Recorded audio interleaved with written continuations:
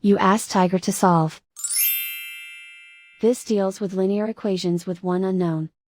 The final result is x equals 2. Let's solve it step by step. Group all constants on the right side of the equation. Subtract 8 from both sides.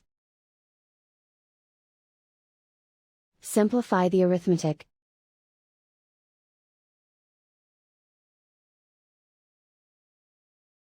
Isolate the x. Divide both sides by 4. Simplify the fraction.